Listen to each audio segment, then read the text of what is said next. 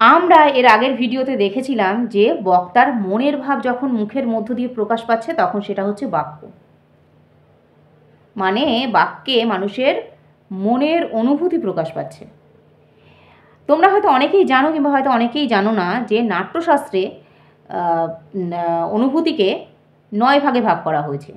তার মানে এখানে যদি ব্যাকরণে যদি বাক্যকে ভাগ করা হয় তাহলে মানে প্রকারভেদ করা হয় তাহলে ওই প্রত্যেকটা বাক্যে বক্তার আলাদা আলাদা অনুভূতি প্রকাশ পাবে।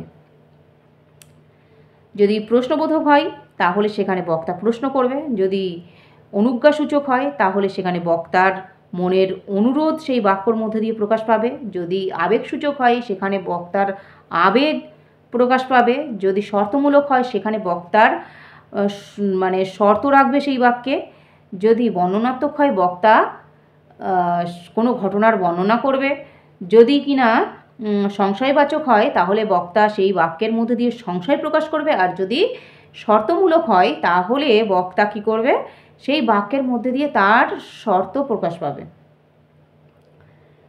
তাহলে বাংলা ব্যাকরণে বাক্যকে 9 ভাগে নয় 7 ভাগে ভাগ করা হয়েছে।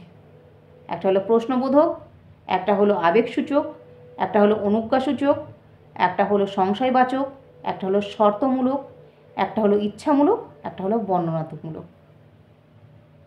এর ডিটেলস পরবর্তী ভিডিওতে আমি দিয়ে দেবো। আজকের মতন থ্যাংক ইউ। পারলে সাবস্ক্রাইব করে দিও, লাইক কমেন্ট করে দিও, শেয়ার করে দিও।